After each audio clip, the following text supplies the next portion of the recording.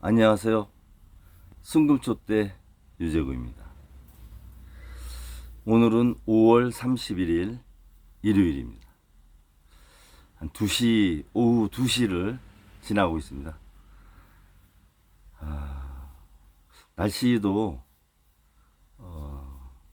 아주 덥지 않고 시내를 이렇게 돌아다니기에 적당한 날씨인데 유동인구가 별로 없습니다. 그러다 보니까 손님도 없어요. 두 분 다녀가셨나?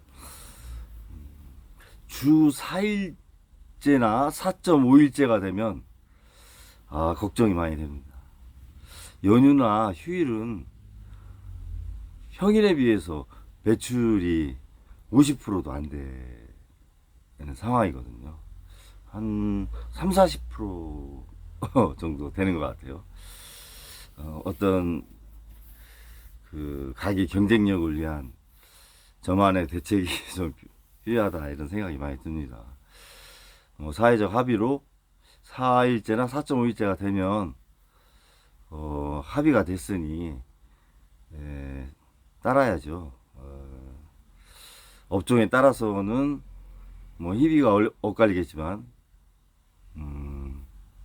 연휴가 있음으로 해서 도움이 되는 업종이 있을 거고 그렇지 않은 업종이 있을 것 같습니다. 뭐 저희 같이 이런 문구점, 사무용품 이런 곳은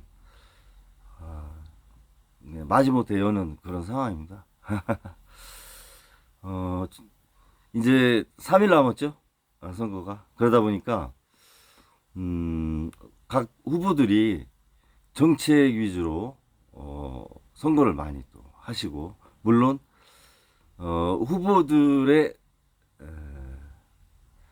어떤 그 상황에 대한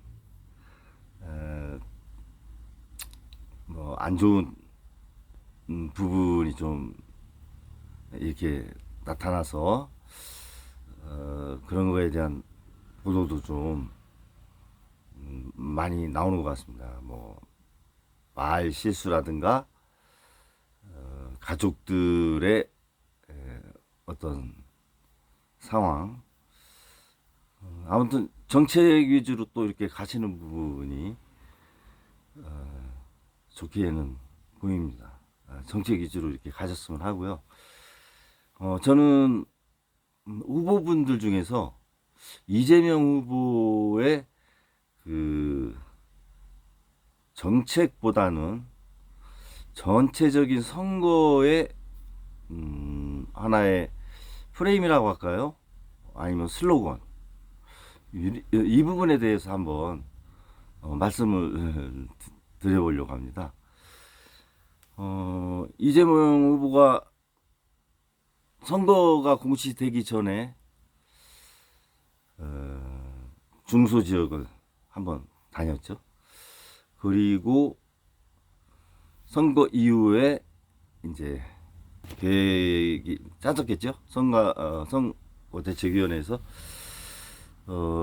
그래서 유세하는 곳마다 공통적으로 이렇게 하는 말이 있어요. 하여갑니다. 하얀 집은 어떻고 검은 집은 어떠냐. 흥묘백묘론이죠. 등소평이 1970년도 실용주의를 도입하면서 고양이는 쥐 잡는 게 중요하지 않냐. 그러니까 흰 고양이든 하얀 고양이든 고양이만 잘 잡으면 된다. 뭐 명분보다는 실용을 바탕으로 한 그런 사고였죠. 그 실용주의가 토대가 돼서 중국이 자본주의를 흡수하는데 상당한 역할을 했고 지금의 경제 성장의 토대가 된 건 맞아요. 반면에 빈부격차도 많이 하지 않습니까? 중국이 양극화가 굉장히 심하거든요. 결국은 자본주의의 속성을 중국도 극복을 못하지 않습니까? 지금 일정 부분 계획 경제인데 저는 이재명 후보의 하여가 통합의 하여가라고 본인은 이렇게 말씀을 하시고 또 외교 안보 여러 가지 면에서 다국적 외교 바탕을 둔 그런 말씀이라고 이제 생각은 들어요. 좋은 쪽으로.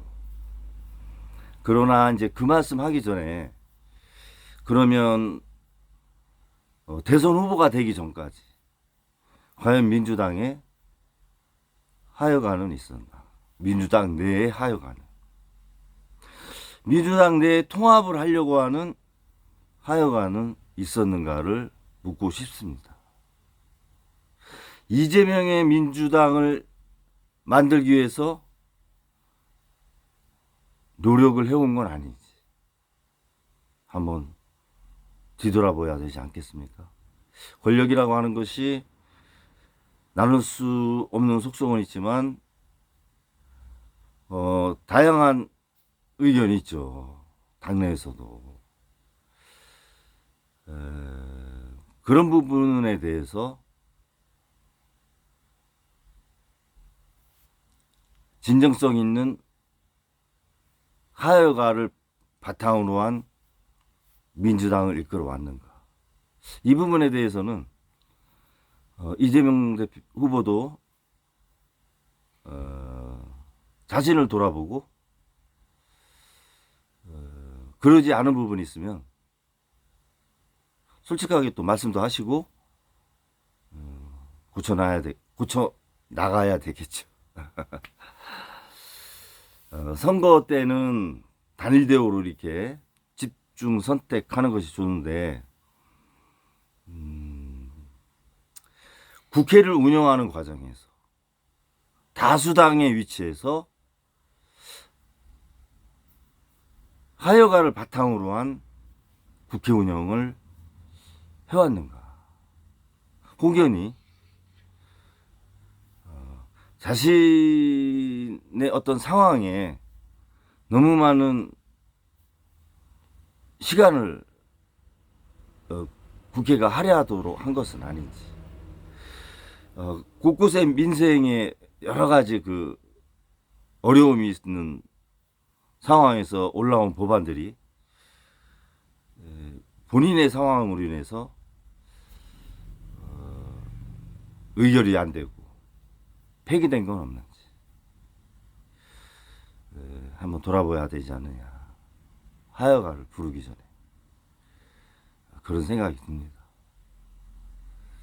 통합은 좋은 거예요. 저도 찬성합니다. 그러나 자기 중심의 통합, 이기적인 통합, 그 바탕에 있는 하여가는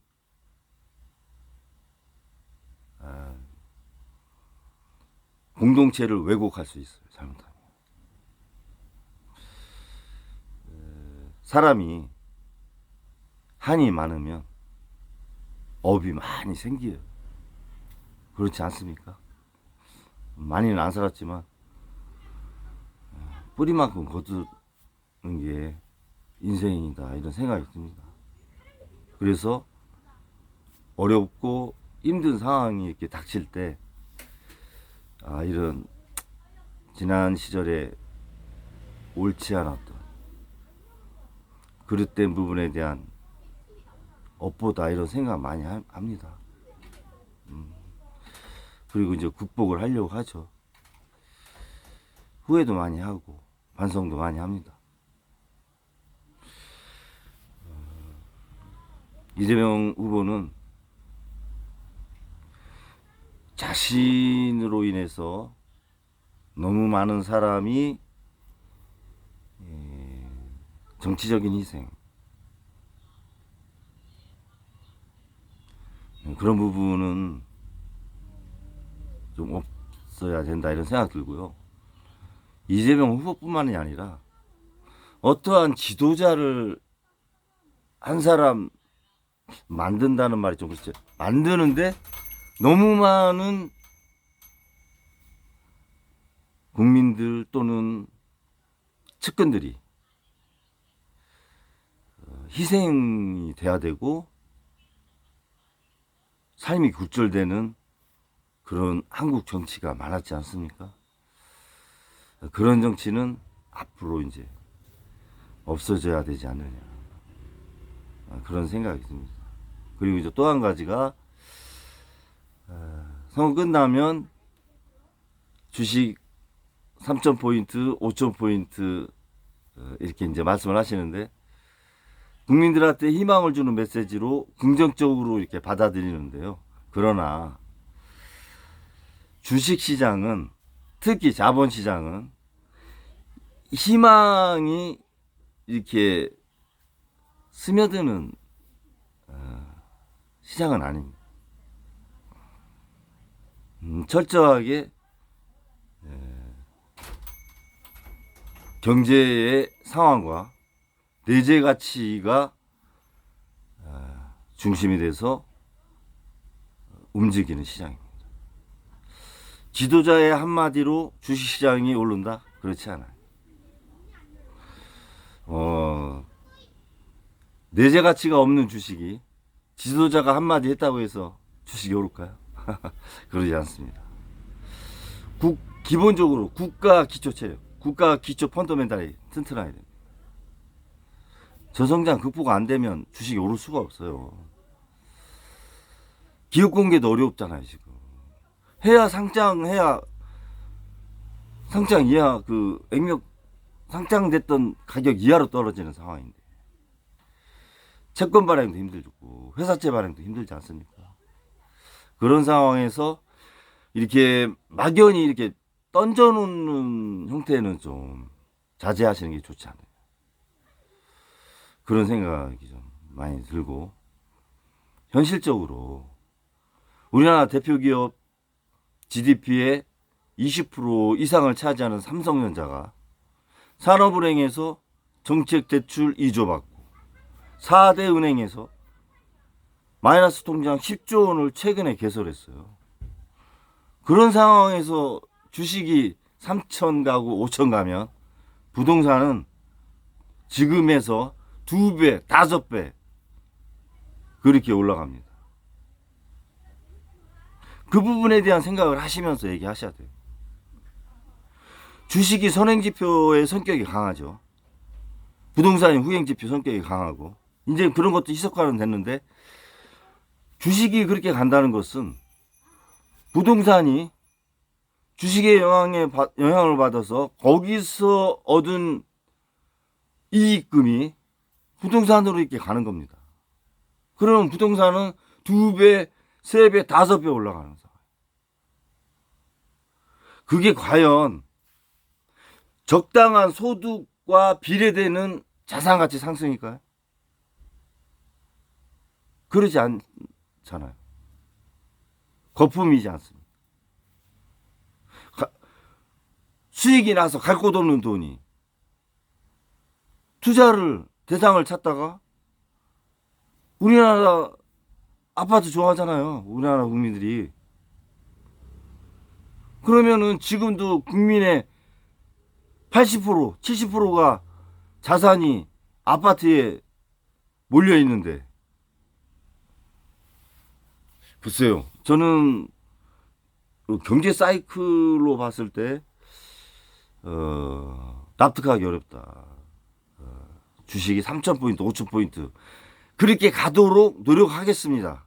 국가 경제를 튼튼히 하고 기초 체력을 튼튼하게 해서 대기업을, 신산업을 찾게 하고 유망 벤처기업과 스타트기업, 중소기업들을 발굴해서 지원하고 정책 제도를 마련해서 또 다른 삼성, 또 다른 현대차, 또 다른 SK하이닉스, 그러한 기업체를 많이 만들겠습니다. 이렇게 말씀하시면 맞는 말이에요.